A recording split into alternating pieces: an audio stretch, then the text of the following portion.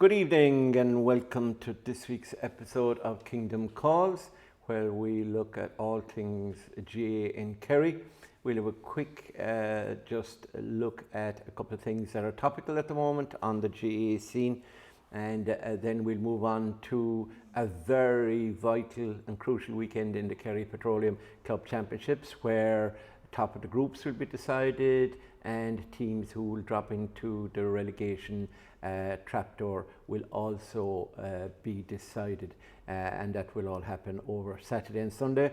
And most of those games, all the games in the Kerry Petroleum Senior Club Championship and the Intermediate Club Championship will be shown live and exclusive on Clubber TV. Now I better introduce you to the panel. Things are getting rough and tough and money is scarce, so we'll have to do with scarce resources. First of all, we have the king of commentary himself, the number one commentator in the county, and a freelance sports reporter, as he tells me. John O'Dowd, you're very welcome. Thank you, Mort. Still playing junior football. Had you a game recently? No, I haven't had a game now for a few weeks. All right, you would want to keep up the training now, because at your age you can get unfit very quickly. Now next I have a man who, we were depending on him last week. We needed Niall Botty O'Callaghan so much. So when I rang him where he was in the Aviva Stadium watching his beloved Leeds United lose on penalties to Man United, whom John of course follows. So it's great, at great expense. We got him not to travel this week and to be here with us. Niall, you're very welcome. You did a great job down in Kilmare, by the way. I was listening to you. You got most things right. Now moving on to our third member of our panel, and that's of course the man from SD. 3 All-Ireland senior medals. None of the rest of us have a medal, not even a miraculous one. But John has 3 between 84 and 86, and he's also involved with Clubber in co-coms, one of the top men actually, analysts, and of course as well as that he also is a member of the Terrace Talk panel. So he's multi-denominational, I suppose we call him. John Kendi, you're very welcome. Thank you, Mort. And the man that makes it all possible, but you'll never see him. I sometimes hear him in my ear when I'm an hour over the time limit, and that is John C. O'Shea. John had grave difficulties with traffic again this week, but better late than never is what I say. Lads, I promised you last week, well you weren't here so I didn't promise you last week that today we'd have a report from the Kerry County Board meeting, and we'd know who the new management were and who the additions were and the subtractions, etc. And unfortunately got the dates mixed up. It's next Tuesday night, the 25th. So hopefully next Wednesday we'll know exactly who's in charge of. Are you infallible? No, I wouldn't say that. Infallible. Next week you won't recognise me, because the Rose of Tralee from Westmeath interviewed her at the Dogs on Saturday, and she's a wig maker, as we know, etc. And she gave a wonderful performance last night, and she's the new Rose of Tralee. And she wasn't elected when one of the trainers, because I'd asked her would she make a wig for me, and she said she would, when one of the trainers were on to me and said, "Now you've got your wig." So I don't know whether to go blonde, brunette, what would you think? Dreadlocks, Mark. Dreadlocks. You'll be the only fella in North Kerry with dreadlocks. Yeah, good idea. I'll go for that. I think I'll take your advice. You're Mort Marley. No, it's Mortimer Marley. Mortimer Marley. Right, so nothing from the county board meeting, lads, but there is some troubling news coming from Dublin and this AFL Combine. Now, my expert on AFL has to be John O'Dowd. He gets up early in the morning, he watches it, and then he continues watching women's hockey. He's an expert on women's hockey, and he watches a lot of sport. John, is this another raid on some of our best young talent? Mac Morrow, is it the Dublin guy? The Dublin player. Yeah, and then of course we also hear, or it is rumoured that Daniel Kirby was up there and Evan Boyle. There was players from Tyrone as well. Of course, they were in Ireland under 20 final. Is this a bit disturbing that in the heart, in the middle of our club championship campaign, when the clubs have their players back from under 20s and from seniors, etc., that we're hearing these rumours of lads going to Dublin on a Saturday to take part in a combine? It's nothing new. It's something that has been going on for several years now at this stage. Like, I think this one was mostly organised by Richmond. And they have a particular interest in trying to persuade Charlie McMorrow to go out there. And of course, he was one of the best players that came through for the Dublin this year and definitely has a chance of maybe an All-Star in the end of year All-Star Awards. I think there was the bones of 20 players up there, but I think you have to look at it. This goes on every year. Usually there might be 1, 2, 3 of them that are selected at the end. Like, it's very, very difficult, first of all, to get picked from the combine.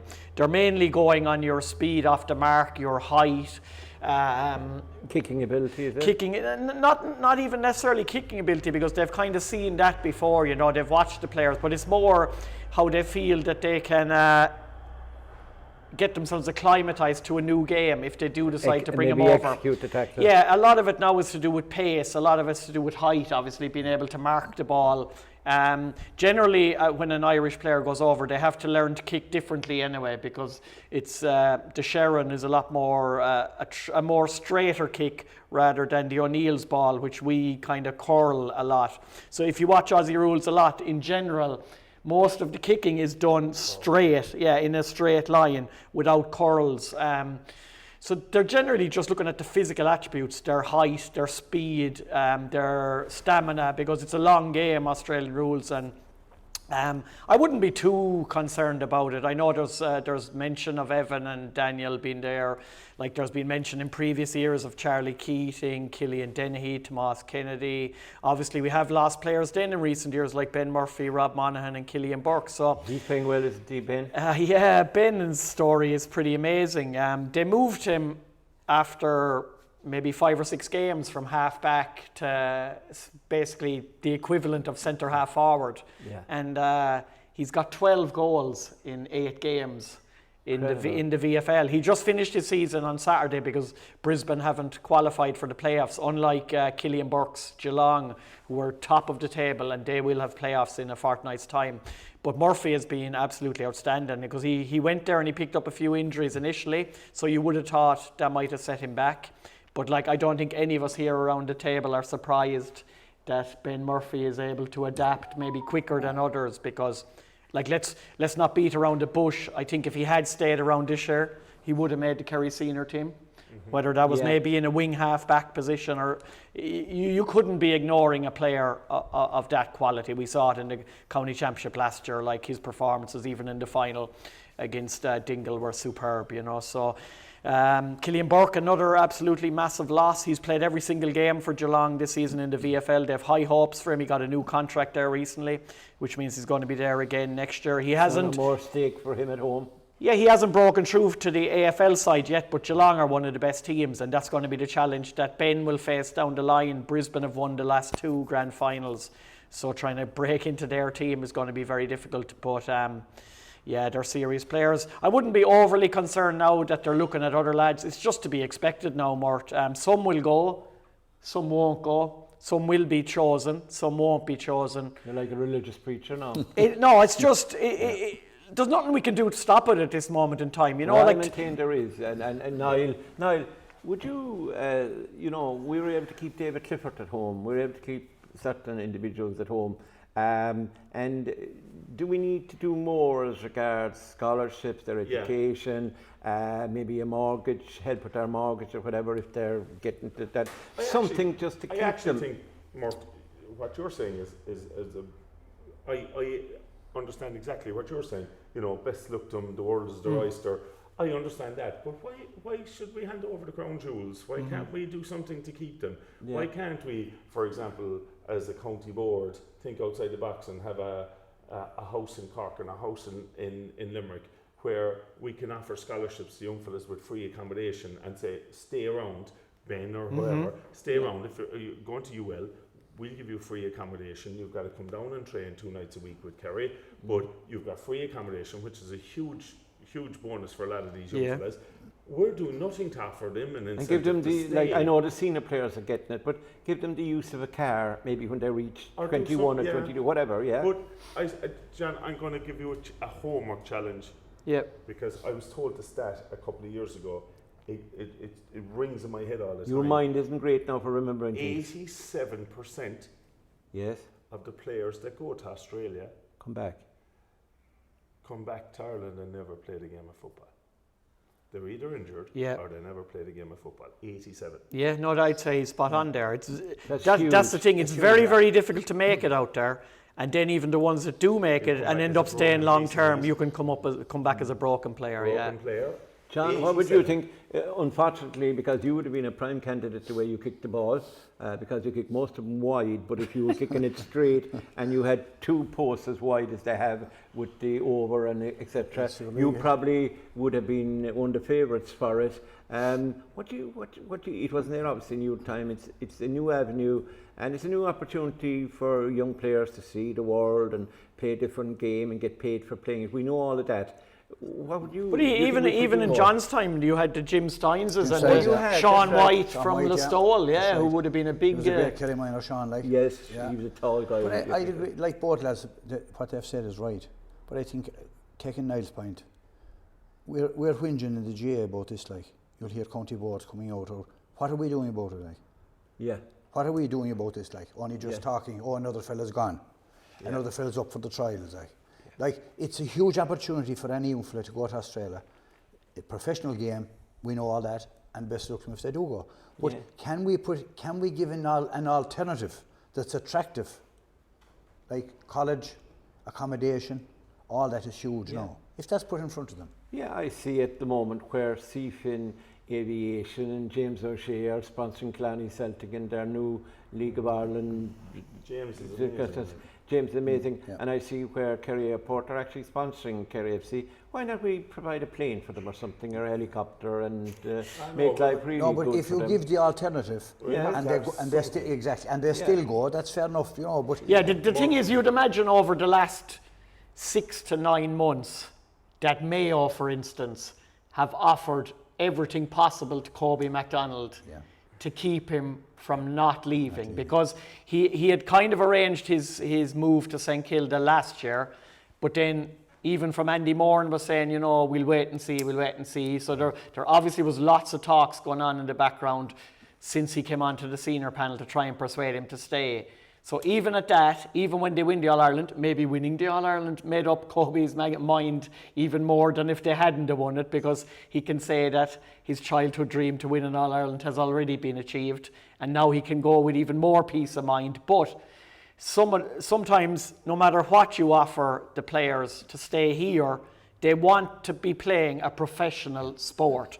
And if the GA was professional, they might not be interested in going at all in the first place. That's a big part of it. But also, though, on the other side, and I want to be parochial, because this has happened, that Kerry under-20s were playing one night, and they were playing, and one of those players was met in the tunnel by one of the AFL teams, who gave him a jersey, tags and socks, as he's walking in after the game. That should not be allowed. It shouldn't be allowed. They should come with permission of the club or the county board or whatever, and do your business proper. Right. Yeah. And the problem is, I know what you're saying, John. We're amateur and they're professional, but we're not offering anything as in way of keeping them other than scholarships.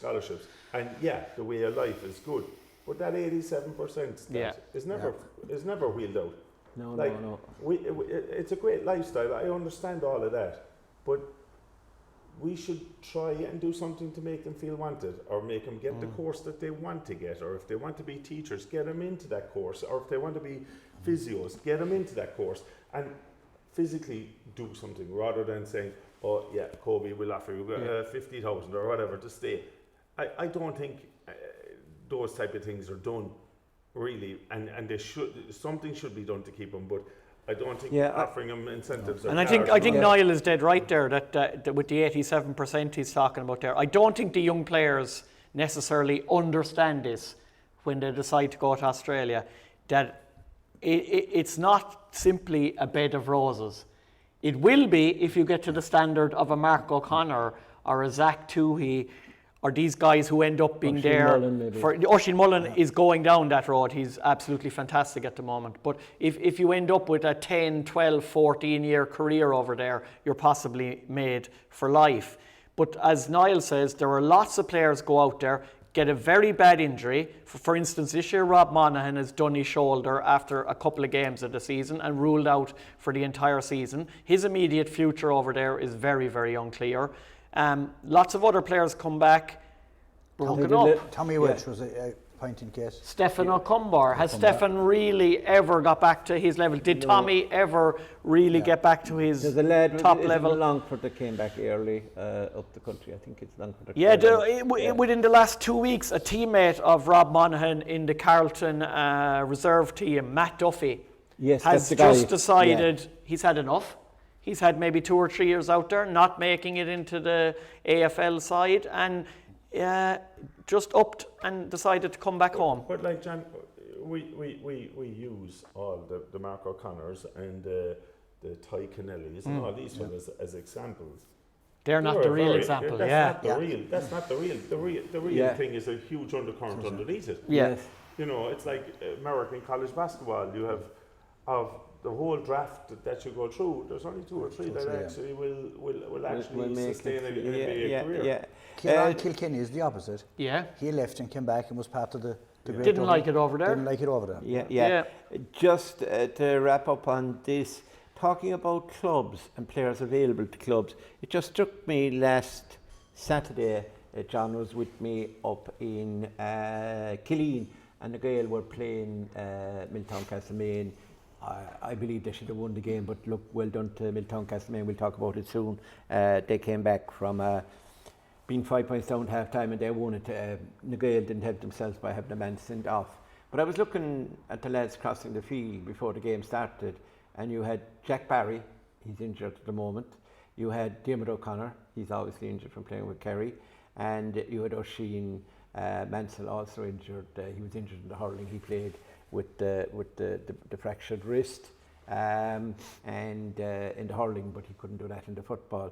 And I was thinking to myself, I was saying, you know, if the Gael had those 3 players available to them, and then I was back in Dingle on Sunday, and I'm looking at, Dingle jumping, Crokes jumping well ahead.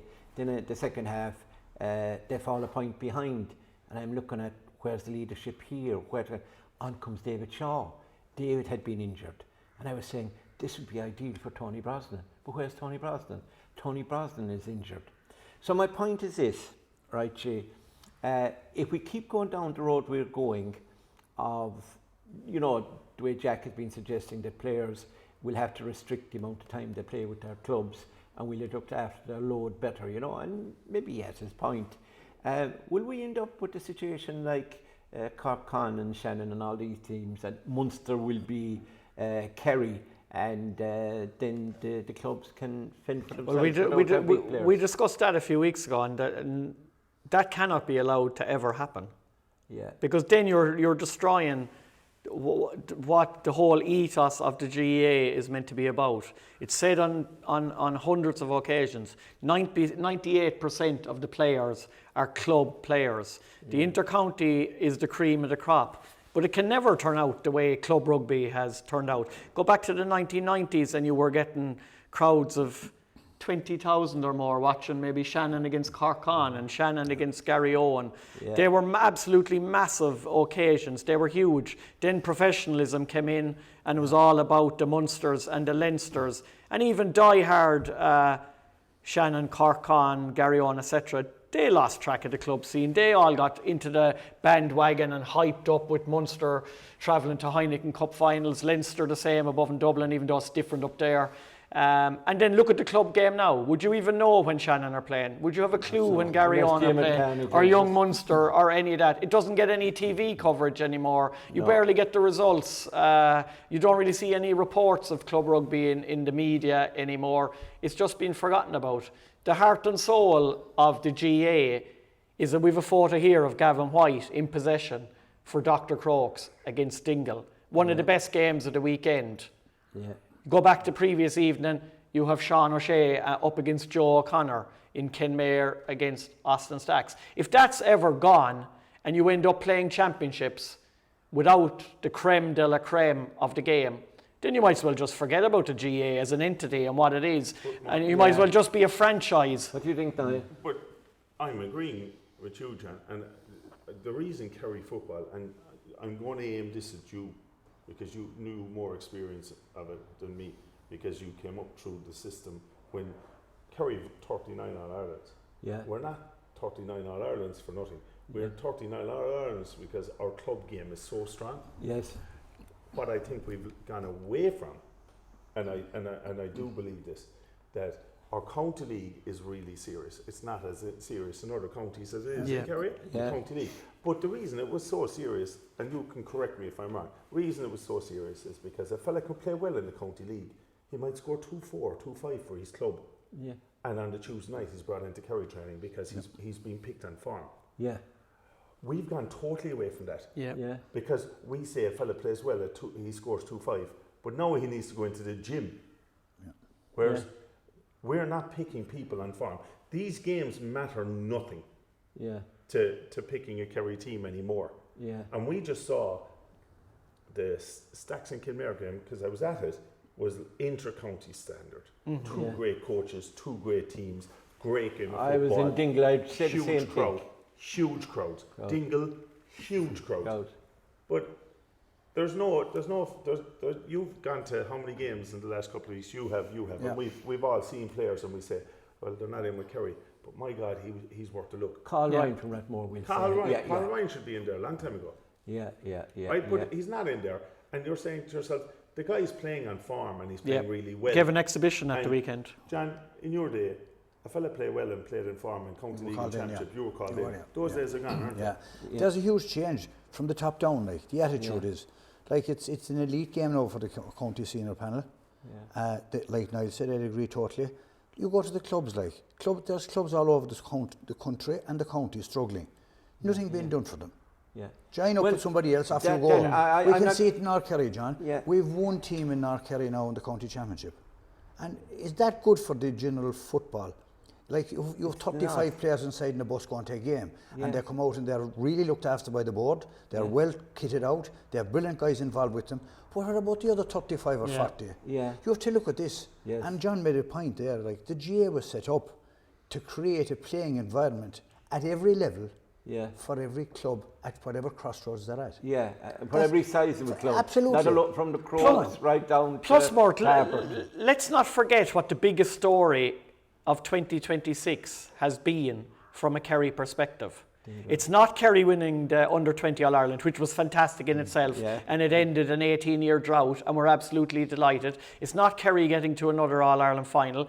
This is their fourth All-Ireland final in 5 years. And of course, we're all Kerry men. We want that to continue happening. But let's not beat around the bush here. The Dingle story surpassed anything that was achieved at inter-county level this year within Kerry. For their story to be so long waiting to get that Bishop Moynihan, to get that, to go on and win the Munster, and then to go on and have these unbelievable matches against Ballyboden and St. Bridget's. But John, it just proves how our game is so strong. They're the All-Ireland Club champions and they're in a relegation battle next Saturday night. And that's not taken from Dingle because I think they're aiming at the county championship. They are, and they only lost both by the minimum, really, a point and 2 points. But my God, that shows you the standard in Kerry, that the All-Ireland Club champions don't stroll into semi-final or quarter-final of a senior club championship when there's only 11 teams. Like if you include Gaeltacht as well, going all the way, winning the intermediate, and Ballymcgilligan, like the famous junior story, trying to win that junior premier for so long, going on and winning the All-Ireland. Like, I don't have any personal connection to any of those three clubs,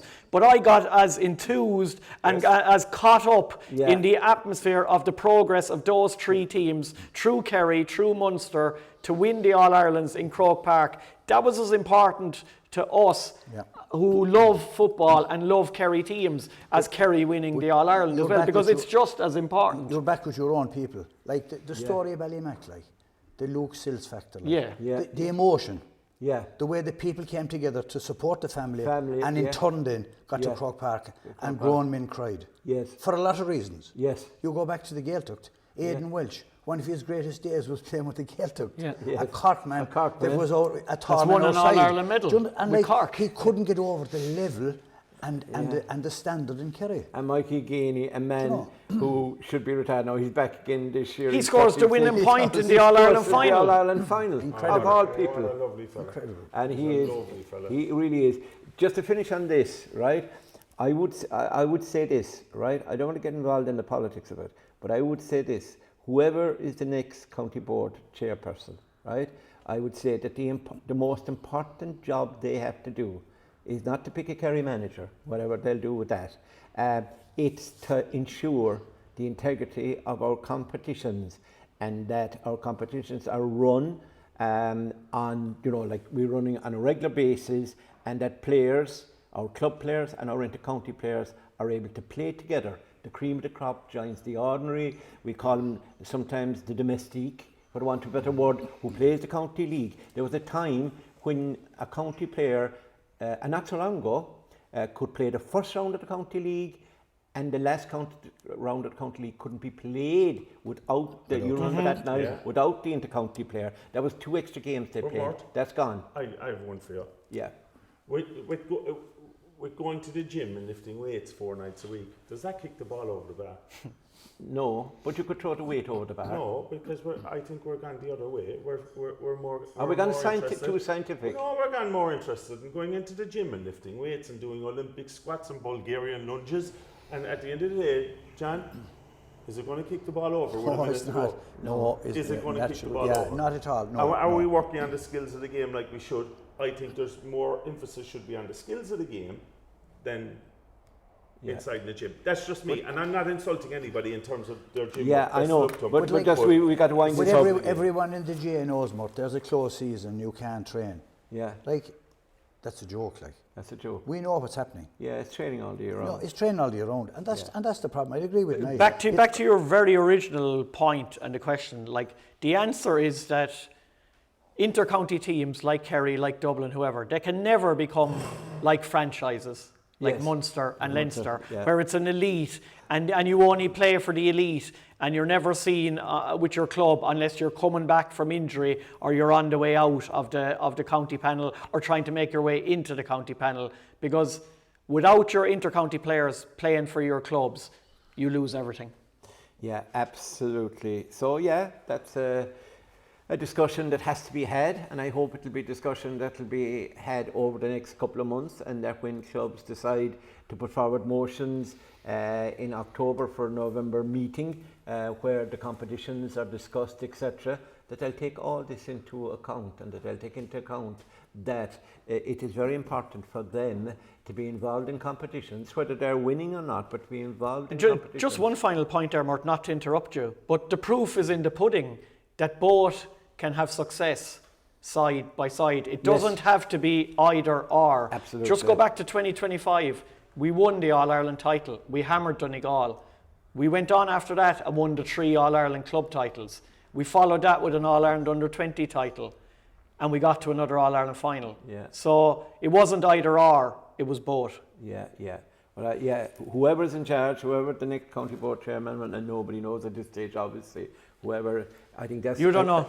Whoever's going to be a candidate needs to lay out their stall first. Lay out their stall, and tell us, are they going to... We don't want knockout club championships. We don't want the quarterfinals gone from the intermediate. And I mean, those games are amazing. If you see the likes of Foster through now and Beaufort through those teams, they can't meet each other, I think, to the semi-final because they're top of the group or whatever, or there will be. So it's just the excitement. Sure, look at the weekend after this weekend is quarter-final weekend. Yeah. In those intermediate, junior, premier, junior. That's probably the best weekend of the entire club season. Go back to the Pod last year against against Beaufort. Sure, the whole country was talking about that afterwards. That was just a quarter final. Yeah, not even a final. You can't get rid of the quarterfinals because it would be unfair in the clubs, in my opinion. No, I think we got to keep, as you say, we got to keep both. We got to keep an eye on our inter-county setup and make sure that they get all the resources they want and be able to perform and kick ball on the day and go on and keep winning All Irelands, make it number 40. But we also need our clubs to thrive, and we need them to have proper competition and be looked after. But they must have access to their. But Niall will say more than us as well.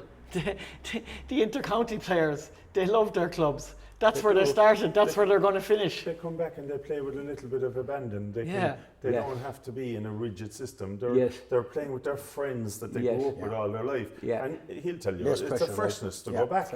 It's a freshness to go back. And in fact, if you've lost in All Ireland, it's even more. Come back. It's more important to them, isn't it? And it's because their friends are there to rally behind them. And after the first game, the All Ireland is forgotten about because you've moved on. You moved on. Yeah. And the crowds that are coming out, the enthusiasm around the county with all these big games and big results and people turning over people and you know, there's a buzz in the county. And do you know what? Devil's advocate again. Was there as much of a furore after losing to Mayo and this idea, I'm glad for Mayo? No. Was there a furore or were people saying, great, let's go. We're into the clubs now. Yeah, let's go. What I did. And if you didn't have that clubs to fall back on after coming back from the All Ireland, God, we'll be still in the. And you look at the clubs like you'd be in a tunnel somewhere. The county player goes back, that disappointment is gone, and what it does for the club lads when he comes into training. Really, can you imagine? Lifts them.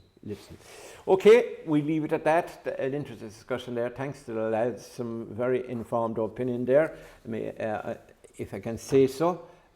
They don't look informed, but they were very informed at that discussion. It was very interesting. Now, we're going to turn to games the weekend. We're going to start with the Kerry Petroleum Senior Club. And last weekend, we had, of course, Dr. Crokes were in Dingle, and we had Rathmore and Spa. Spa gave Rathmore a good enough reminder. They had to pull out all the stops, let's say, Rathmore to actually win that game. Yeah. And I think somebody on the panel last week, John Kennedy, you were the only one on the panel last week that got one result right. I tell you which one in a minute. Thanks, Mort. But no, I'm being nice to you today. I'm being nice to you I'm today. worried, like. Yeah, you're worried. Result right. But John, you know, you'd think that Rathmore, you know, but I think somebody said Spa will, it might be Niall, Spa could take down one of the big three before the campaign is out. And they nearly did it to Rathmore, didn't they? Yeah, Spa have been very good in both their matches. Like, you know, they weren't that far away from Dr. Crokes either, and they really gave a good account of themselves up in Rabeg on Sunday morning. It was a very windy day. It's always windy in Rabeg. The breeze was with Spa in the first half to kick some great 2-pointers. Mort Murphy got a couple of them. Dan O'Donoghue came up and got one.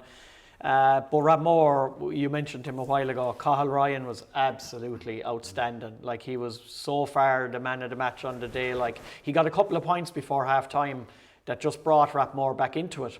So they were only 4 down at half time. But they didn't hit the ground running with the wind themselves. And Spa, Dara Moynihan and Shane Cronin were absolutely brilliant in the second half, carrying the ball, winning breaks. And Spa went ahead, I don't know, by 4 or 5 points again. And Rathmore were in a bit of trouble. And they got a 2-point free. I think it was, I can't remember, was it a breach? Yeah, that James Darmody kicked over and Paul Murphy kicked over a 2-pointer then soon afterwards.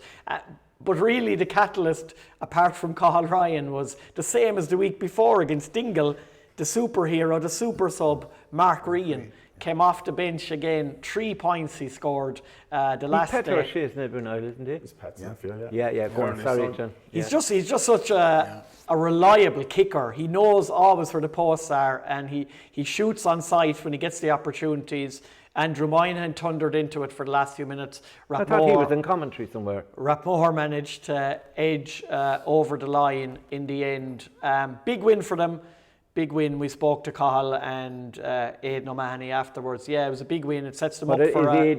Is Aidan confident about the season? Is he happy with them? Yeah, he's very happy with them. Yeah, like you'd have to be. Like Shane Ryan is missing, and they're digging in as a group. But like they got to semi-final of Club Championship and County Championship last year. They're like Ken Mayer. They're very close to getting over the line. They're not far off it. It doesn't take much. It's very tiny margins. Look at the results from so many of the games at the weekend, especially in the senior championship. There's nothing between the teams. And but like you say, Spa will have no fear of going up against Dingle now this weekend at home. They'll relish that challenge like they've relished the 2 challenges so far. Yeah, Dr. Crokes and Dingle, good contest, Niall. And Dr. Crokes had a very good start.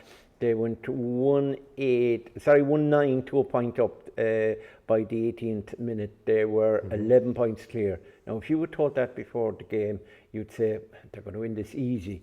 But we know the way Dingle can come back. And Paul Ganey moved out the field, out round the middle, got some ball. They got a 2-pointer. The centre back Connor Flannery, he got a great point as well. And they were just down. Was it 5 points at halftime? They were down or whatever.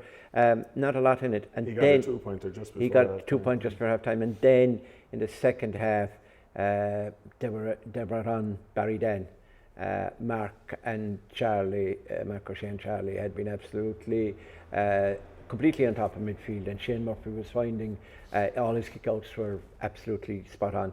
Second half, then Dingle came back into it as was expected, and for a while Crokes were taking in water.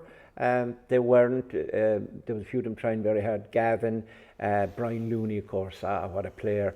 The half-back line, and Evan Looney. Geez, he's a gutsy little devil. And I wouldn't like to have a row with him now. No. I wouldn't like to have a row with him.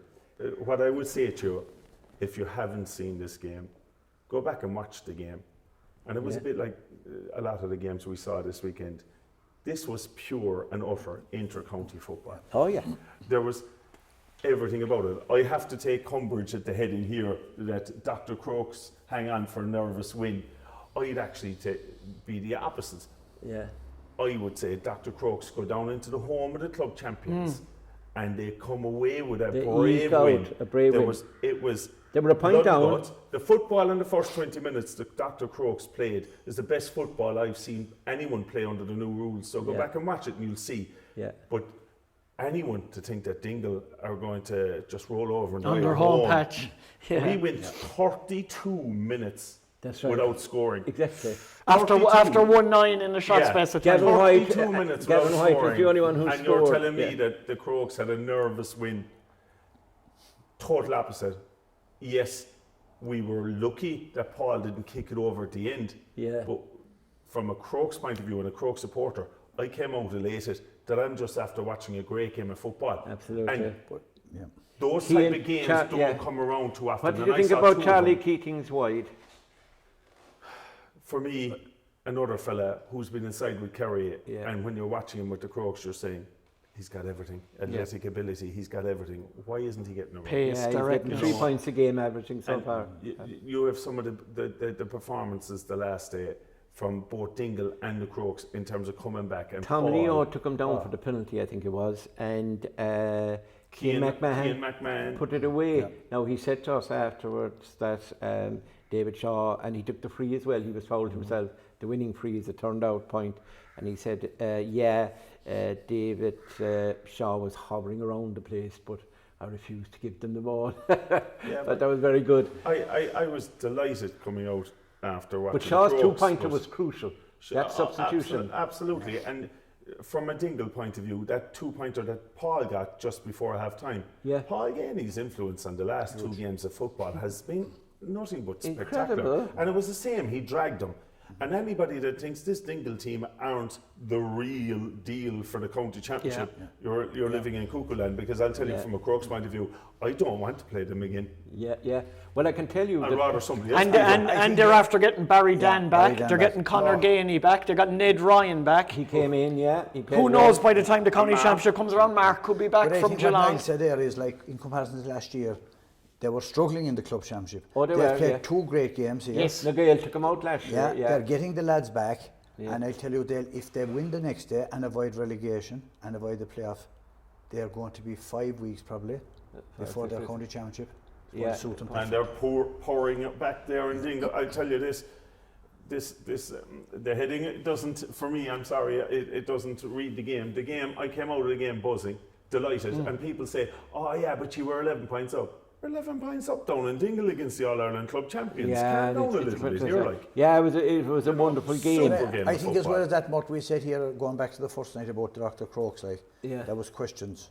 I think we said, like, with the quality they have, there's no doubt they're going to be at the business. Fionn came on and made a huge difference. Mikey Lynch came on. And Mikey Lynch came on. And the 2 cornerbacks who I had kind of, said that they were a problem area for them, Killian and Mark Fitzgerald. They were excellent. Mark Fitz was in with Jack O'Connor in the Kerry under-21s at the time. Mark Fitz is a proven footballer, but he's had bad injuries over the year. His duel with Dylan was unbelievable. I mean, Dylan is sliding on his 2 knees to get a ball at one stage, and you're like, what are you going to do now? You're on your knees. But he gets up and he does something. And, you've forgotten the real instance in the game.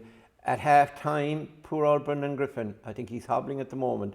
Brendan Griffin went off with hamstring or whatever it was. Calf. And he had to be replaced. So he came over and he became maybe the 4th official. And poor Pat Dowling got a belt, did he? Pat Dowling then came on. Patrick Dowling from very long ran into him. And he was just there minding his own business, but the ball had come down the pitch, and of course Gavin went helter-skelter in for it, and he turned without obviously looking. He didn't know, he thought it was a Dingle opponent. Well, he hit his Dingle opponent as hard as he could as he drove forward, and it wasn't a Dingle opponent at all, it was the referee. Poor old Patrick Dowling out. And Patrick Dowling is a hardy buck. I played football with and against him down through the years. But I bet you he's a hardy buck, Patrick. If you ask Patrick, it was that game was intense. Every decision was contested. And every decision. It was. That's what. And every decision. But I think every decision he made after that, maybe it was the belt. Every decision he made after that was the correct decision. He had a great game. And there was blood coming from his nose. As a Crokes man, I'd contest when Dingle got the goal in the second half. What led up to that? Yes. I felt there was a few things, but again, as a referee, I'd have no qualms about him. I have no qualms about Brendan. But it would be very interesting to find out his take on the second half, because he was thrown into the deep end against the And like, it's not like the week before where it's tippy-tappy. He expected a handy game and he raising the flag on the sideline. He was actually ref to fire his Kilflynn game Saturday evening. Which way was that? Yeah. Great game. Yeah. Probably easy enough game to ref, but he let the game go, and when he had to blow and when he had to give cards, he gave them. Kilflynn and Fires, is it? Yeah. That wouldn't be an easy game. No, but there was no. I mean, he did a great job, to be fair now, and it was competitive in the fact that there was a lot at stake. But he did a great job. Again, Mort, we discussed it a lot last week, so we don't need to go into it again. But Paul Gainey, 16 points, 2 matches, 60 minutes played in both matches, not a bother to him. The intensity of him. I don't think we need to say any more. On last Sunday, the intensity that he showed, completely away from scoring at all, out tackling, out feeling around the midfield, trying to stop the Crokes, moving lads into position. It was full-blooded stuff. Mort, from a Crokes point of view, we're up 11 points. Next thing, Paul Gainey comes out in the middle of the field. We're thinking, this is great. He's away from goal, Paul Gainey ran the show. He did. He ran the show. Yeah. And don't tell me he wasn't fit 2 weeks earlier. Yeah, that guy, I live and die with what Paul Gainey has. And he's got that in abundance. And you know what? Fellas follow him. Geez, they go into the trenches with him. They do, and, they do. And he did turn the game because he won one or two handy balls, got Dylan into the game, boom, and then we're looking and they're back in the game. But I think the most impressive thing is he's not hovering around the 21-metre line looking for a handy ball. No. He's coming out dictating the play. Oh no, he wants. Exactly. He's driving the Dingle team. Right, lads.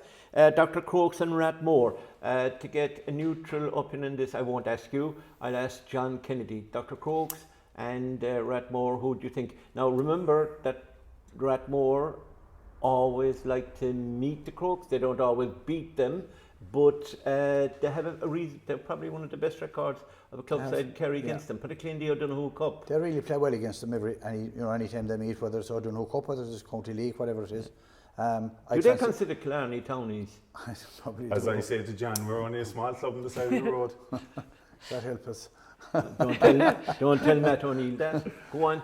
I think the Crokes, Mort, I think they'll share that one. You think they'll share that one? Niall, I don't ask you. You think the Crokes will be strong enough? I actually don't know because what did last Sunday take out of the Crokes? Ratmore have I said it at the start of this when we had our pre-competition. I fancy Ratmore as one of the big teams in the whole thing in the senior. Ratmore can go on and win the All Ireland club. Yeah, the Crokes could.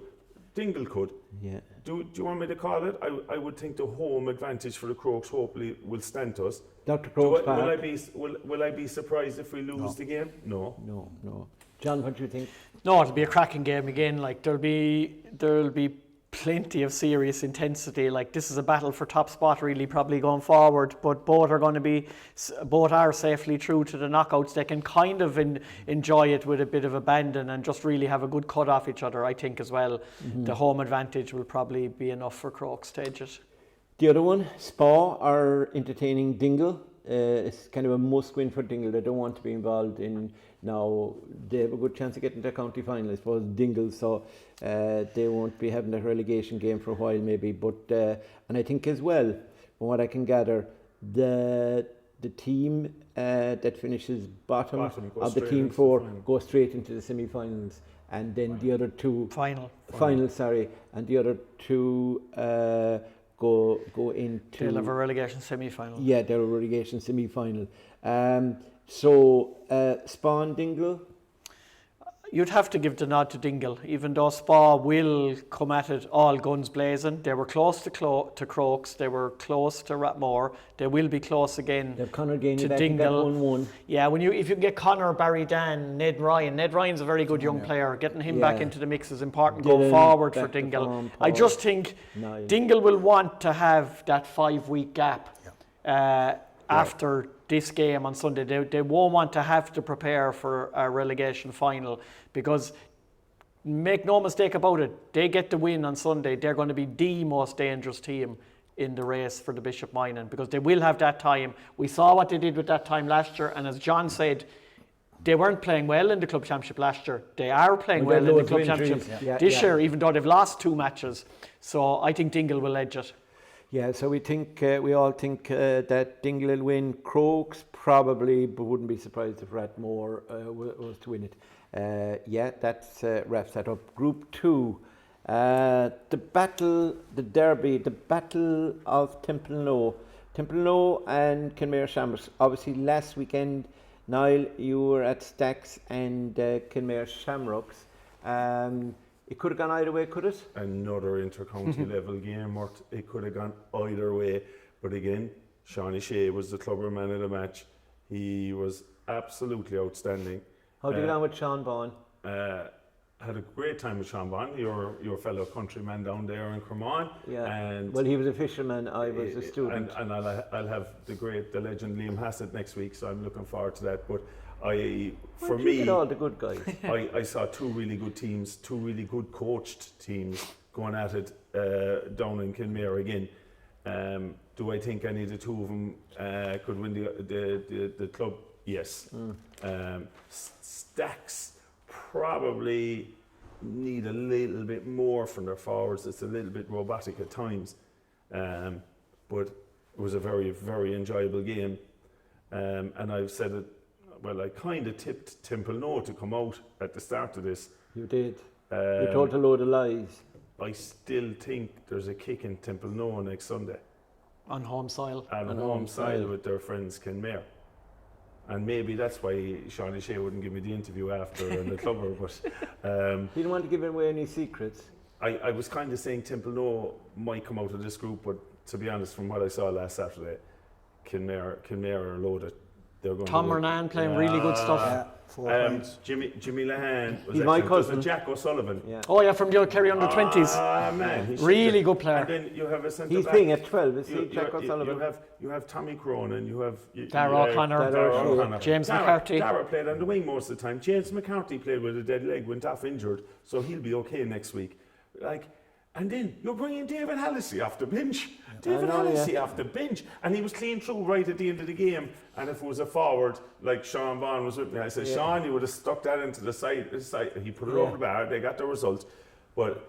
And see who came on as well? Paul O'Connor. His 24th championship season would you believe in the colours of Kenmare Shamrocks. We had no board, so we didn't know who was coming on. We couldn't see the subs. He was over on the other side. And I met him coming out with his 3 kids, and I was like, and next thing Sean Bond said, he actually played, and I said, I didn't even see him. I know, One of the quality isn't great for kickers of the game. Super kicker, super player. Super player. Yeah. John. Joe O'Connor back to his best. 5 points, was it? There's more, Joe. There's more. He had a 2-pointer as well, hadn't he? He's a great player, Joe, and he really led by example, and he dragged his team. And you know what Stack showed for a young team? They showed maturity because they couldn't see the goals and went down by 4 points early in the second half, and it wasn't a case of panic. It was a case of, boom, we'll get a point, boom, we'll get another point, boom, we'll get another point. O'Driscoll came on and got a goal again. Yeah. There's great potential in Ryan O'Driscoll. He plays young. Yeah, he does, He plays young. Yeah. He's very exciting to watch. Yeah. So are we thinking Templenoe, Kenmare, John? I think Kenmare Mort. You're thinking Kenmare? After what I saw last weekend, Kenmare. Kenmare.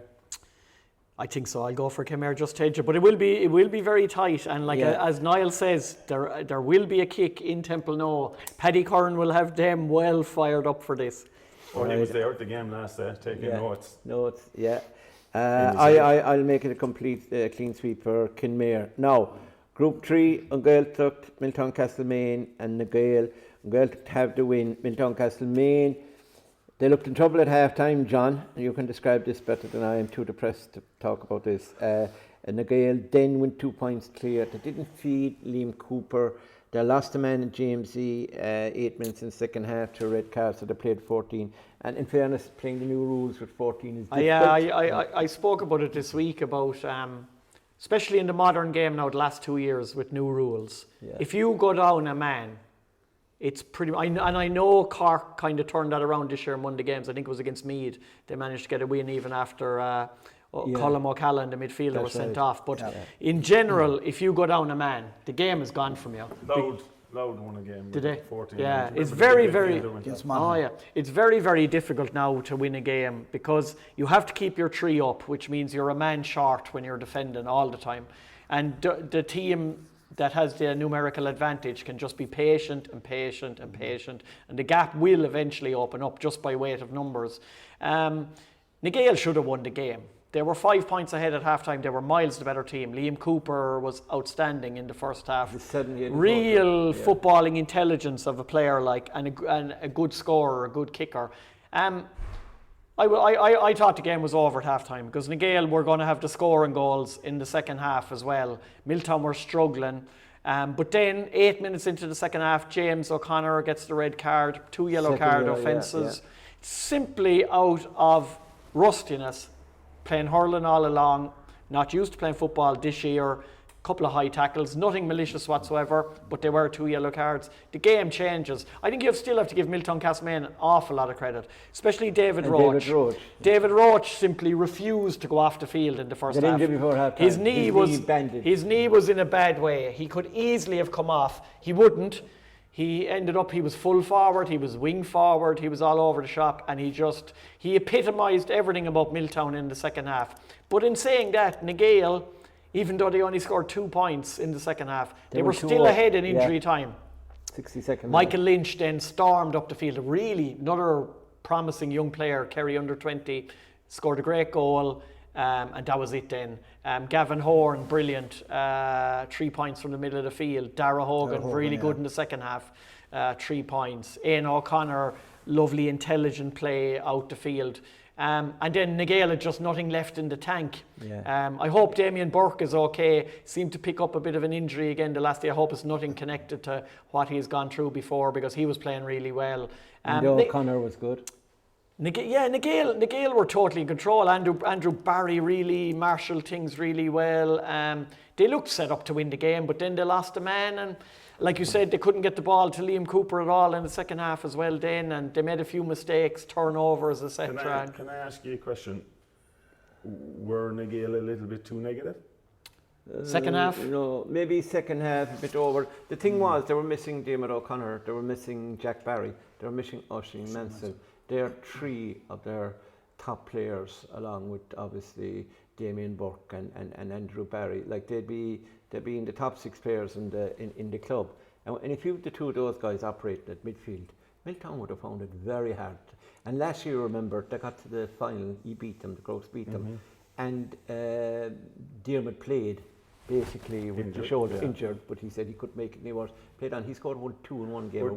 And I didn't see the game. The reason I'm asking the question is because Liam Cooper, who's pretty much half Crokes anyway, but because Liam Cooper wasn't getting the ball in the second half. And half Tarbert, don't forget that, yeah.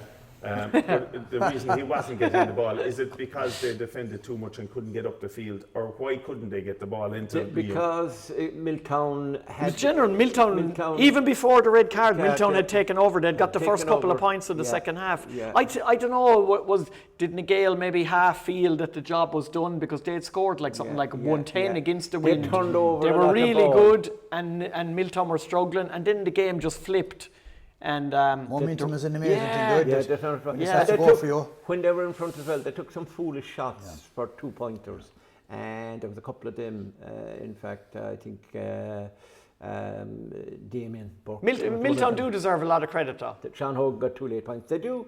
They have a lot of credit. Now, what's going to happen, lads? They're going back to Gallerist. It's a tough place, and they've got to win by 3 points and score a lot, or 4 points.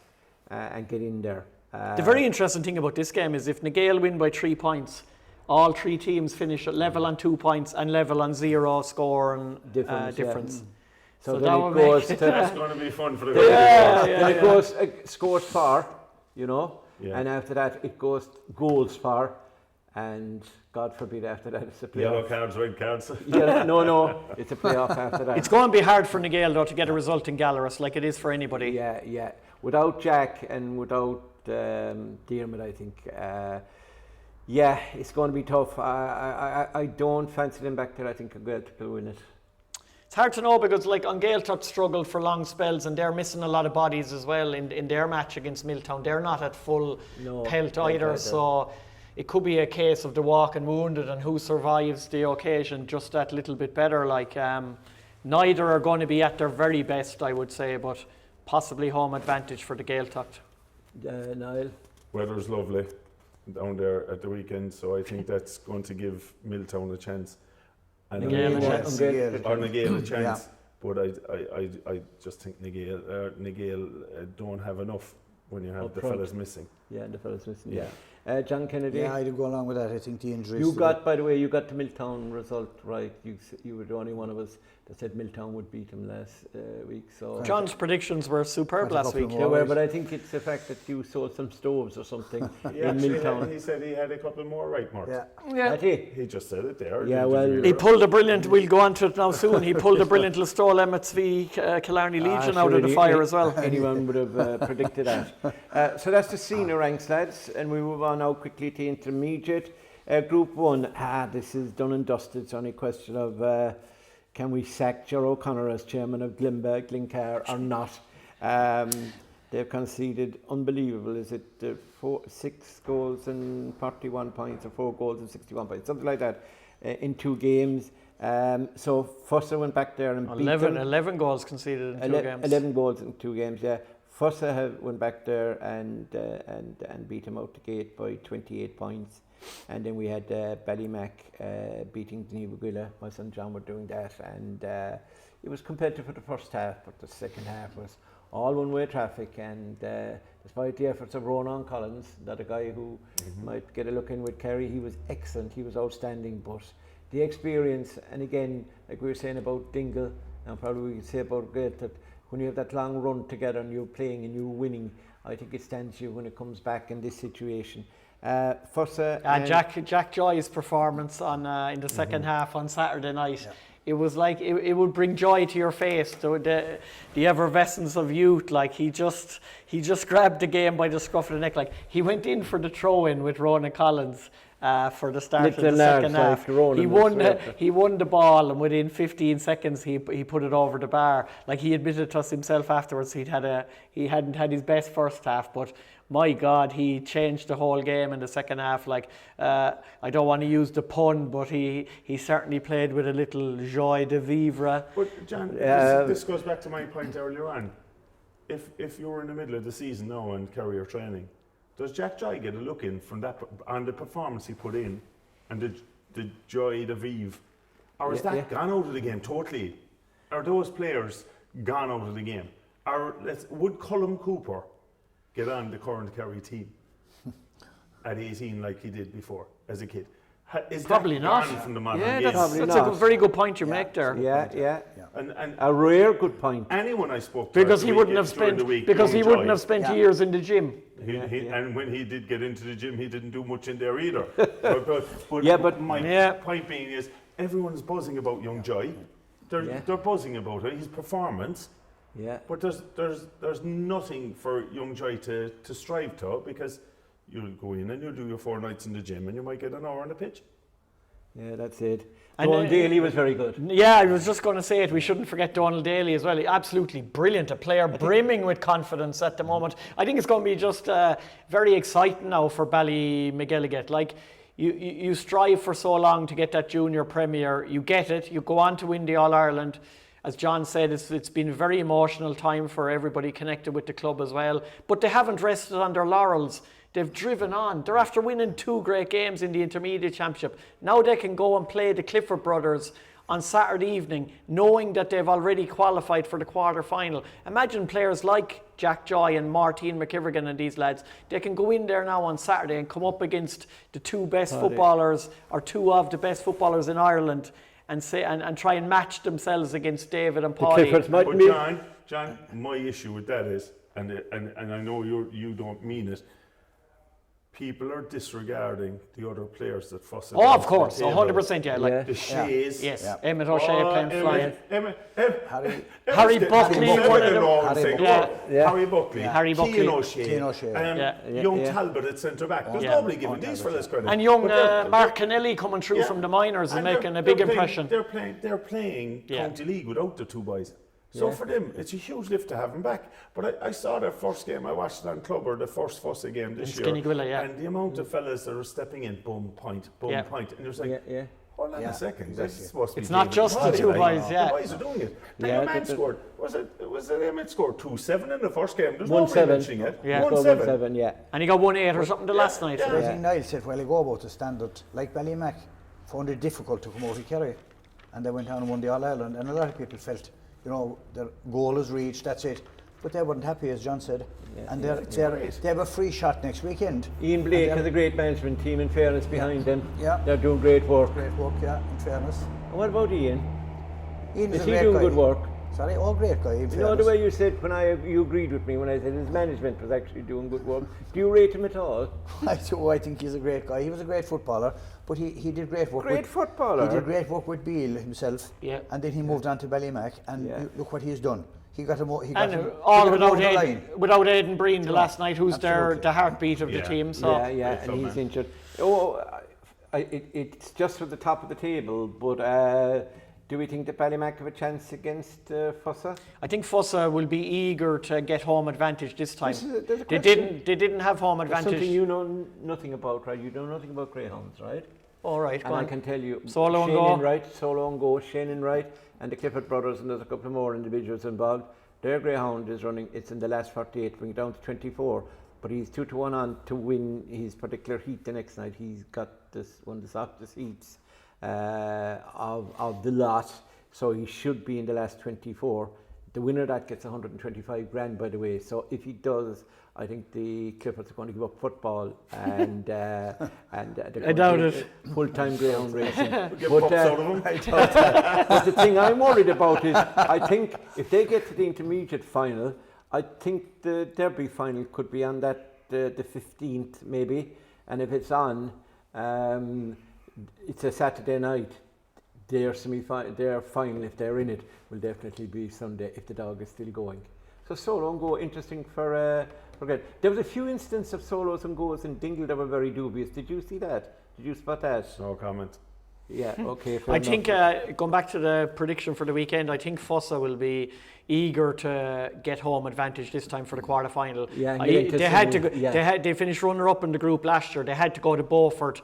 They survived by the skin of their teeth. I think they'll want to go through as group winners this time, and I think they can edge it. I presume Niamh Gwilla came back in car unless they do complete sort of a Lazarus job. You can't see them the way they're defending and the amount they're conceding. We saw the lads the last night now. The 2 pointers didn't go over for them, but I think home advantage should give Niamh Gwilla. You would say Guinea-Gwilla are in a better place right now than Glenbeigh-Glencar to Would you say at half time in the Guinea-Gwilla Fossa game? Yes. You said it was advantage Guinea-Gwilla. Yes. They kicked the 2 pointer just before half time. Mm-hmm. Yeah. They ran to the dressing room. Yeah. And all of a sudden things went pear-shaped in the second half, and Emmett O'Shea, David Clifford, they someone locked the dressing room. No, but they kicked. But what I'm saying is that the victory by Ballymac over Guinea-Gwilla kind of tells you where they're at. Not an awful lot between both, but I'd say Fossa being at home would have that slight advantage. So we're going for Fossa and Niamh Gwilla in that group. Yeah. Okay.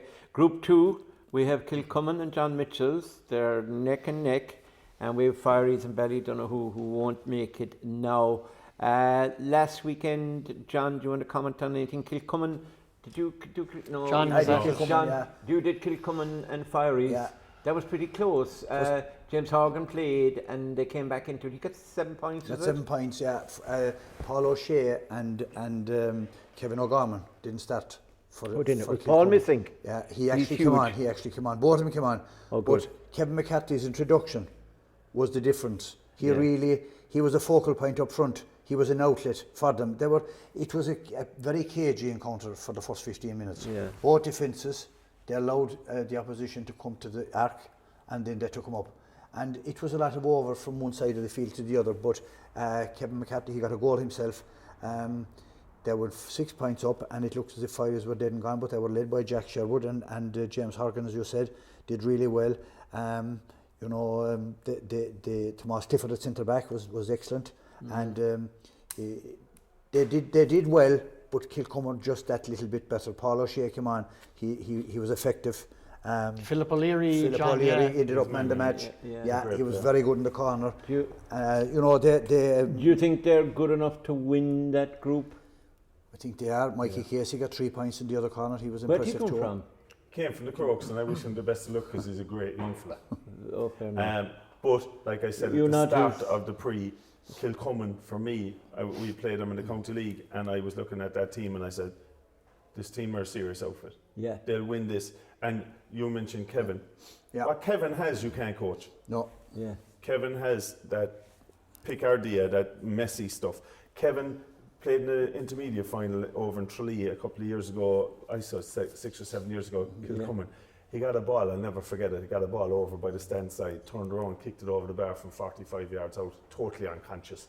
Just what Kevin can bring to this Kilcummin team, if they can stay in a game and they bring Kevin in. He's an older version of a Luke Crowley, isn't he? A free spirit. Oh, he's a great player. And they also started without Jack Fogarty and Damon O'Leary, the 2 cornerbacks. So there was 4 changes due to injury. Yeah.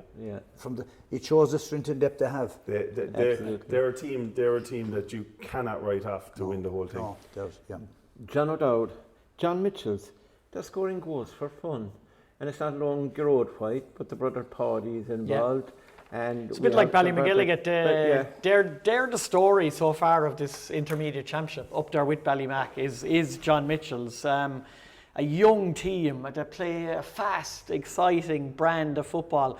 They might still be a bit green in some areas, you know, where they have to learn how to close down a game and stuff like that. But when they hit form, like you say, there's goals. They had Ballydonagh buried by half time, 4 goals. Dara Canan is like, I've mentioned his name several times here, he's like a goal machine. It was He's the only same. about 19 or It was the something. same for St Brendan's under 21s, the same for Mitchell's in the County League. He nearly always gets a goal. By all accounts, Cian Holden at centre forward was absolutely brilliant the last day. yeah. I think he got 1-4, a couple of 2-pointers. They have You had Stephen Boyle at Botty, midfield, the basketballer. He's very good. He's one of the Garrod ballers. White, Yeah. James with the Duggan. Warriors.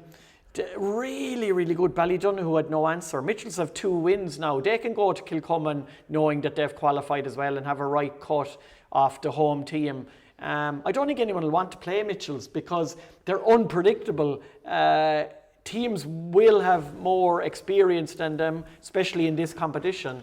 But Mitchell's are playing with freedom. Freedom They're- is it. But I think you're right. But I think it's, for me, if I'm Kilcummin, I need to flex my muscle Yes, now. yes. Yeah, this I again, need to show 100%. Yeah. This can't be a close game now. No. And people say, oh, it's great, close games.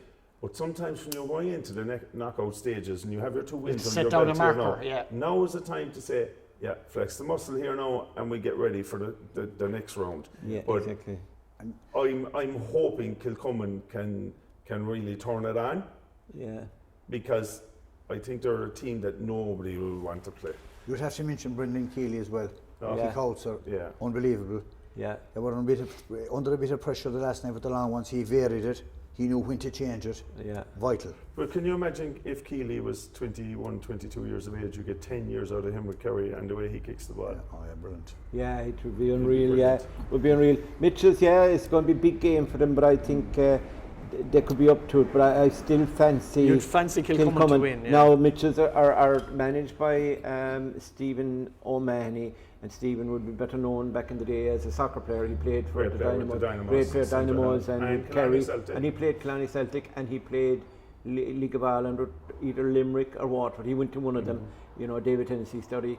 And James Shopcrow, there was 3 or 4 of them very good, and they tried to go outside. So Stephen, but I was talking to him before the competition started, and he was asking me about, you know, some of the teams, and he was just saying that his lads had played so well in the county league.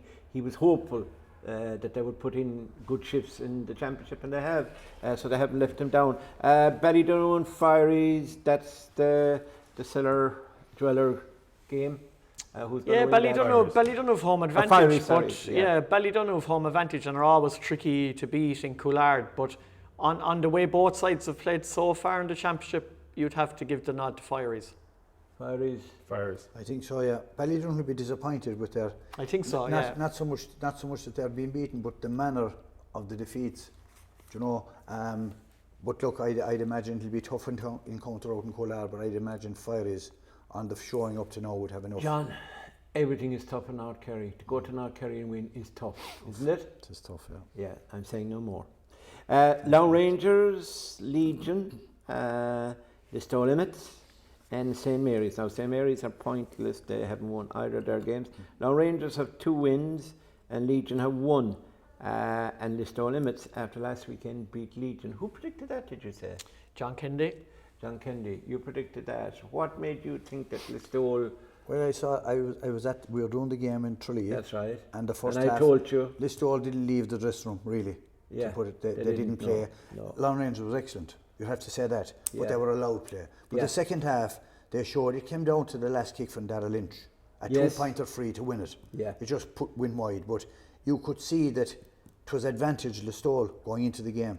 Yeah. And at the game the last day I was doing with Dane McCartney, you looking at the warm-ups, this was a huge game for both teams. But Yeah. and I said it was an exhibition of football. You said a while ago it was county foot. This was championship football at its real best. Yeah. 2 teams hell for leather going at it. Yeah. Some of the challenges were ferocious. James, I don't know, come on. No, No. he didn't. There was one or two in particular by Joe Grimes where 50-50 challenges that it was real. I call it old style. Yeah. Yeah. And Gary Cassanders has great credit. He refereed it brilliantly. because he let the game flow, and when he had to, Glenroadman. a little bit of dissent here and there, he brought it up. But it looked as if it was advantage Legion, but Listowel came back into it. Dara Lynch, 2 2-pointers, Sam Tadden very good. But I thought the defence, Eddie Brown, Eddie Healy was outstanding. Welch was brilliant. And what about what's his name, the Kennelly lad? Alan Kennelly. Yeah, very impressive again. It was a great team effort by Listowel, and Brian Sweeney used How his did you experience. doing goals, Kevin? My friend. Did well. He did Yeah, good. but the question I have, and this is not in any way being condescending, because I fancy the Legion as one of my tips to be one of the big guns in this competition. How in the name of God are they in this position? Yeah. Why couldn't they go up and win that game in the store? Yeah. If you're going to win this competition, you've got to go up and take care of business. Now you're at home next Sunday To Lone Rangers, against fighting for your Lone life. Rangers, who got to the final 2 years ago, who are full of life, and it seems like they're getting everybody fit. The Hassets are coming back, and Yeah. I'm like, And Listowel will probably beat They will. St Mary's. so the winner Yeah. of Legion and Lone Rangers Yeah. is going to go through. And I'm like, how are you in this situation? You had a good win the first week. You had a week off to get ready for the store. Does that trouble you now as a Dr. Croak's It does, guy? because they're my neighbours and I want to see them doing well. I like to see the But Legion doing well. do your neighbours talk to you? You know. But Would your neighbours talk to you? the likes of Keane, Oh, they do. the likes of I'm playing Keane, golf with my neighbours in the morning, actually, yes. the likes Are of you? Keane Gamble now, Cal and McMahon? Johnson Lyon No. and Danny Sheehan, they were outstanding. Peter McCaptis in the forward, and William Shine inside. But Yeah. like the intensity and the quality of the game. Were they shocked by they were the shocked. way Listowel They were approached shocked. it? Yeah. But I'd say any team that would play Listowel last day, the intensity in the tackle, it was ferocious. And what happens now at the weekend if Legion do use the home advantage, get the win, and Listowel win, 3 teams and 4 points, down to your scoring difference again? Yeah, interesting one. Could be very a tight Who afternoon. do we fancy? We fancy Listowel, I think, to beat St Mary's. Am I right? Yes. No disrespect to St Mary's, but they They're in haven't been winning. transition. They're in transition. They're low on numbers. Who's going to win Legion and now Rangers, John? This is a very, very, very difficult game to call. All the pressure's on Legion. They have to deliver, as Niall says, met last year, they're going out. Nelson Stackpile. I have a funny feeling Lone Rangers might win. What do you think? I'm going for the Legion, because if there's anything at all about them, they'll produce the goods next week. I was disappointed with that result for the Legion last day. You were back in Dingle celebrating the Crows, Oh, and when yeah, you saw yeah. that coming through, But I I'm saw you listening to jumping that. into the air. I don't think so, but I'm backing the Legion to win the weekend. John Kennedy. Difficult one, Mort. There won't be much in that. Home advantage could swing it for the Legion. You always go for the left 3 teams field. and 4 points then? Yeah, I slightly fancied the Rangers, but the Legion are going to give them one hell of a battle. It wouldn't surprise me if you ended in a draw, But actually. Mort, and that, right? Yeah. And what John just said, the Listowel Emmets brought intensity, Yeah, and you're saying one hell of a battle. yeah. Can the Legion deliver that intensity that they came up against last week? Can they deliver that to get the result that they need? Is going to be the question. And Can you see that? Yeah, in spite of that, they had 6 second half wides the last day that they had been disappointed with. Do you know, they forced it, trying to get back into it. So if they learn from that defeat and take it home to the arena, it could be the victory. Group 4, lads, is very interesting in one way. These are Saturday evening, well, the Canzarales Beaufort game. Are you doing that, Canzarales Beaufort? Canzarales were not impressive against No. Glenflesk. Desk. Um, How do you read that? You did that game, didn't you? Yeah, compared to their first round match against Castline Desmonds, it was a different Cairns O'Reilly's. They were over-dependent on Darragh O'Connor up front. He got 8 of their 12 points. But I think last Sunday was more about Glenflesk. They, after the abysmal nature of the majority of their performance against Beaufort, it was a test of Glenflesk's mettle. The players, they had a long, hard look at themselves. They came out, weigh in, made 3 or 4 changes to the starting team. It was anyone's game at half time, but then Glenflesk, they were brilliant. Like, to go from conceding 4-20 the first time to only conceding 12 points within a week, they really shored things up at the back. Killian O'Sullivan was excellent at centre back. Dan O'Brien They're all ex-Kerry. Brian O'Connor there at full back. He's kind of a different name on the scene. He's playing well. And then for about Patrick Darcy back and Keane Lynch back. They were massive introductions into the team. John Kelleher had a great battle with Tomas Kennedy in the middle of the field. He's a good midfielder. That was a really good duel. Dylan Roach was excellent at corner forward. And Rahleys were disappointing, but they did get a lot of injuries. Was Roach playing, or was he out? Darragh was playing, yeah. He won his appeal. Rahleys, they lost Ben Hanifin, a massive loss. They lost Gerard Delan and they lost Seamus Cahill. They lost 3 backs to injury.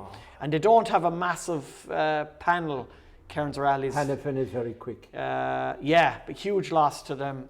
Now they're a bit like, as you were talking about, Legion, who got the win and then couldn't back it up the next week, and now have a really difficult home game where Legion are playing Lown Rangers, who are on 4 points. Rahleys now have to entertain Beaufort on 4 points in Strand Road on Saturday night. A really difficult test. For Glenflesk then, they must make sure that it wasn't a flash in the pan victory and go to Castle Island. Win, Luke Crowley for the last 10 minutes, when the game needed to be won, he was absolutely superb. A brilliant goal. If you watch it again on Clubber, it was a great pass by John Kelleher, but it was a high pass, and he had to kind of use it with one hand. And if you watch it again, he kind of balanced it from the hand onto his arm, and it bounced perfectly for him to collect it and bury it. Skills. Yeah, it turned the game. Turned the game. He was. Luke was very good. But see, what I give Glenflesk credit for, because we did the game. And they were 2-1 down after 4 minutes to Beaufort. Beaufort ran over him and Glenflesk could lick their wounds and they could say, oh, we got bait here. But they rounded the wagons. They came back and got a huge win now last week against Lown Rangers. Huge win. There's a buzz there now again that we can do this. And I'll tell you, after the beating they got in the first round, and the way Wayne has turned these guys around, because if they'd lost last weekend, Wayne probably wouldn't be needed for the rest of the season because the season would be over. Yeah. I'm actually going to say that if Glenflesk win at the weekend, which I think they will, it'll take a good team to beat them in this competition. Yeah. Beaufort and O'Reilly's. Beaufort made heavy weather, I suppose, of Desmond. It's a 4-point win, I think. Obviously, without Sean O'Brien. I think it's a big sign straight away that they're, and as you would expect, they're going to really miss Sean O'Brien. Yeah. Like, you can't really lose a starting Kerry player and just to be like the Crooks, although they have more reserves, to be like the Crooks losing Mark O'Shea. It's a small bit different if you're like Dr. Crooks and you have 5 or 6 Kerry panellists, or you're like Dingle and you had 5 or 6 Kerry panellists. They were able to survive without Barry Dan. Dr. Crooks are able to survive at the moment without Tony Brosnan. But you're Beaufort and you have your 2 Kerry men, Mike Breen and Sean O'Brien, and you lose 1. It has a bigger impact. But again, second week in a row, Liam Carey, 5 points from play, Kieran Kennedy 1-4 from play. The 2 of them are as in form in the competition as anyone in any other side. They probably have the best forward line, the 6 forwards of any of the teams. Fergus is very good as well, Yeah, Jack and Darragh O'Connor. Very strong forward line, So are we saying Beaufort and Glenflesk to come out of those games? Yes. I think Beaufort will beat Rahleys, even though Rahleys have home advantage. That's if the wind blows, that's an awkward pitch to Rahleys to win. You know, the way it's wide open. It's a massive game for Cairns Rahleys. It's a massive game. I was talking to one of the Rahleys boys during the week, a former player, CJ Sheehy, you all know him, and he was confident enough that they could take Beaufort down, but like he wouldn't he, as he would say. But he's confident, so there's no lacking confidence. Now we're going to fly through the Premier Junior. We only got 5 or 6 minutes left. Listry and Onascall, both through. So really their games. Listry are playing Onascall to top the group. Big win for Listry to win in Ardfert last Sunday. I don't think we should underestimate that, because Ardfert were fighting for their lives in the competition, and they went 12-7 ahead. That was a massive test of John Evans' team Yeah. because that's a hard place to go for anybody. And he Well, did. Kilmiley is it's a hard pitch. No matter what stage of the season, and I know Ardfert are suffering a hurling hangover at the moment. It has been difficult for them to resurrect it in time for the football. But Listry, Ronan Buckley and Rory Murphy, when their team needed them, they turned up big time, and that's a massive result for confidence for Listry. John, going back to Ardfert, and we said it the week before, the hurling. This competition and the way the season is structured right now in the modern game, modern GA, does not suit dual clubs. No. And it's not fair on a club like Ardfert because they And didn't have the footballers training because they were training for a hurling county final, and you can't blame them. Yeah. And then there's a big coming down after that when you don't win. Win or lose, like, it doesn't matter. Win or lose. Yeah. The Abironi boys who It came does not into suit. Nagale did not play well. It The doesn't Ballyduff lads. The Ballyduff lads have gone through. Why aren't people dealing with it? Why aren't people on high dealing with the dual clubs? That these competitions, the way it's run right now, the dual clubs are being absolutely devastated. The only one really that's been able to survive and win is St. Senans, because Crotta were out that little bit earlier And of Lixna the, didn't and make Lixna the- and Finoog Finoog are have doing qualified okay. in the junior because Junior, Lixna were out early. Yeah. It's the only way. So are we saying Listry might be down a score? Top the group? With home advantage, yeah. With home advantage. And I suppose the other one, Tarbert, any chance of you? I've actually Tarbert versus SD down here. Tarbert and Ardfert, it's like, by all accounts, our lads gave a really good account of themselves against Downascall, like on Saturday night back there, like only lost by 4 points. We have David Mulville back, and John Coolan's playing well, young Tygo O'Connell's playing well. So you'll be mildly confident? I don't know, like Ardfert physically would be a lot stronger than us, so, but we have home advantage, so. Yeah, you never know. Group 2, are playing St. Pat's. I think we can safely say Keele are through. They're playing Waterville, and they will beat Waterville 2, won't they? And Keele didn't have Keith Evans the weekend against St. Pat's and still scored 222. So they are a bit like Castle Gregory at the moment. They're putting up big scores. They're definitely one of the big contenders for this title. Keele are. When you've Garrod Evans at full back and Liam Evans at centre back, and you move through the team, Shane Evans is playing really well. Tommy Buckley's back from Australia. You still have the evergreen Tom Ladden in the middle of the park. You know, so. If they, when they get Sayers as well. Gary Sayers is well playing like a young fella. Yeah. They're playing well. You'd expect Keele to be Waterville at home to win the group. I think the second place was probably decided last Saturday in Waterville, where Cormac Dillon got 2 goals for Dua, and Dua should beat St. Pat's at home. Yes, so Dua should be the runners-up in that one. Group 3, Churchill and Brosna, Drummond and Curra. Do you remember I brought up about Drummond, the money that was for them on their first outing, and they just failed to beat Churchill. They conceded 2 late goals. And I was wondering where it was coming. And again last week I saw them as odds on away to Brosna. What a win. And I'd seen Brosna play very well without Adam Barry and without Paul Walsh. I don't know with Paul back. Just see it there in the photograph. Graham O'Sullivan, captaining the team this year. He missed all the club championship and the county championship with South Kerry. So he's another player like a man possessed now, trying to drive his team forward. To win in Brosna, John will tell you, no matter what day of the week it is, it's a very difficult job. That's an outstanding result for Drummond. And so will Churchill beat Brosna? And will Drummond beat Curra? I think now with home advantage after the boost of last week. Remember, Drummond should have beaten Churchill in the first game as well. Yes, Drummond could have a 100% record at the moment. They only conceded 2 late goals against Churchill. They're dark horses. Drummond should win at home at the weekend, and then the other Churchill Brosna. Even though there's more pressure on Brosna, you'd nearly give Churchill the nod at home. John? Yeah, I agree same. with that. Niall? Yeah. Same. And the final group, Renard are playing Ballyduff, I think, and Sinnans are playing Castle Gregory. Are we saying that Sinnans and Castle Gregory will basically, they'll decide? That's top spot. Top spot, yeah. Sinnans to win, you think? Or is it a good game? Ooh, that's a really good game to call, because I think Killian Trant, he's injured, a hand injury, and he wasn't able to play last weekend in their match against Ballyduff, so that could turn things around a bit.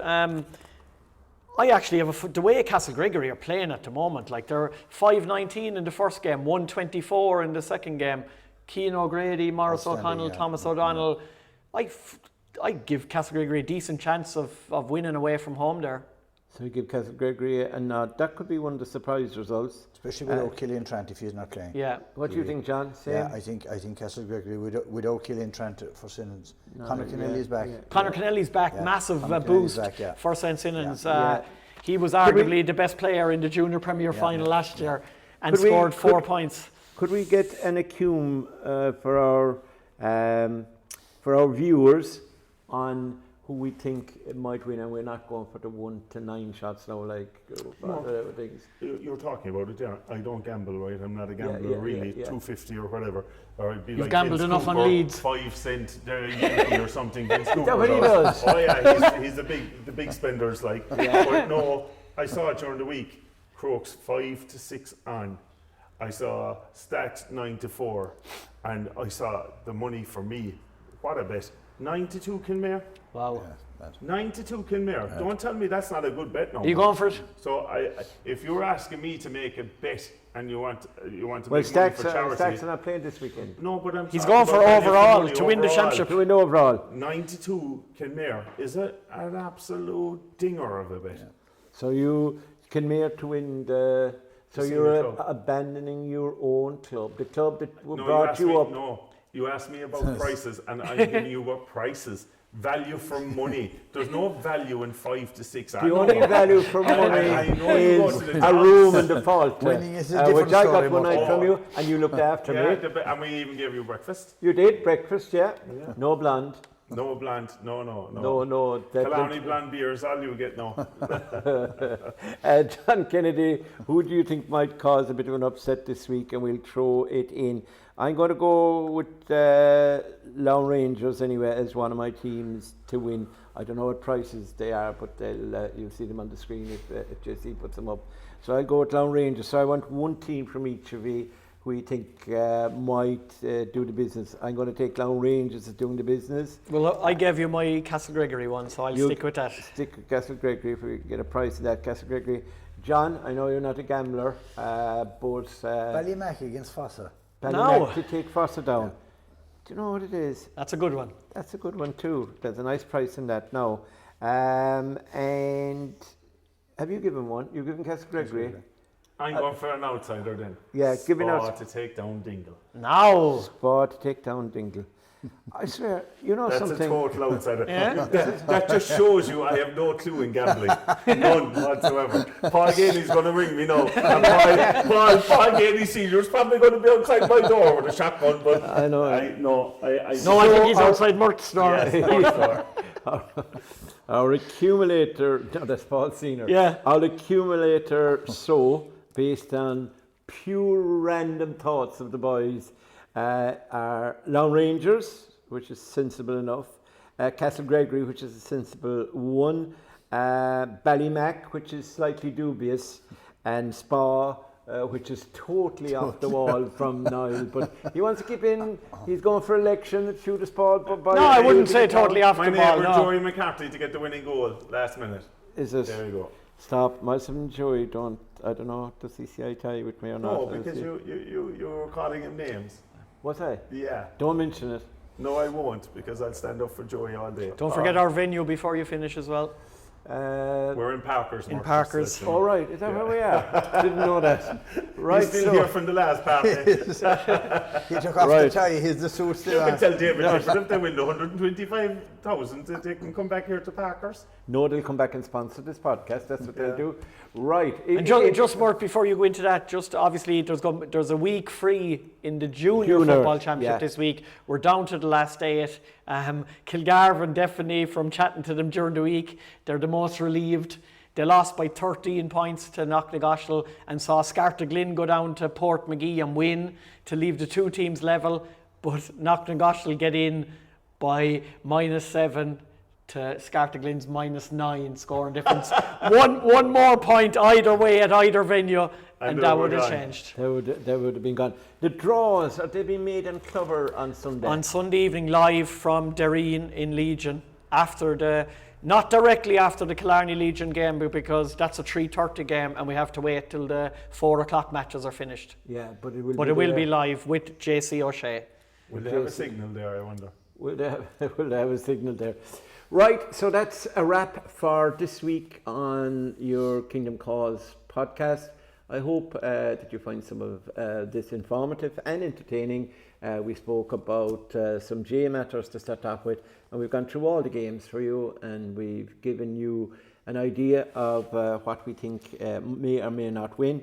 And again, for those who are foolish and want to follow our advice, this is kind of an outside bet, and you can give it to charity, give it to anybody. Long Rangers, Castle Grey, and Spa and Ballymackelliget from John Kennedy. They're the four that could cause surprises this week, and they are not 1 to 5 shots, etc.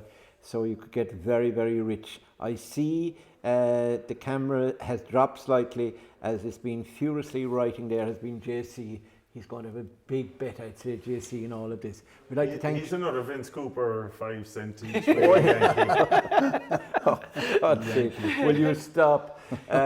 So we'd like to thank Mike Parker and Parker's Bar. He's going to have the usual selfies and weddings and whatever is going on the weekend here, and music, etc. in the bar. So give him a call. He is one great guy. So we're here from Parker's this evening. And all I have to say now is goodbye to my 3 panellists. John Kennedy, I managed it to be nice to you today. Thanks, Mort, for a change. For a change. Thank you. But I want to find out you get about danger money for that now. You get the danger money. You have to give the danger money back. Watch what's coming down the track. No. The only thing is, it mightn't last long, but at least it lasted today anyway. Niall, you made a good long trip and you made sure you were here, and we'd be lost without you. Well, we wouldn't really, but we would. There was no one else at 2 o'clock today. There was no one else. John, as always, thanks for your contribution. Thank you. And this is Mort Murphy signing off. We'll be back next week again and see. We'll have the draws at that stage. Yep. So we'll know what's happening the following week. So it should be very, very interesting. Following week is going to be the quarterfinals, etc. So very interesting programme next week. And we'll also have news from the county board meeting, if I haven't got my dates mixed up again. So bye from now, and we'll talk to you next week.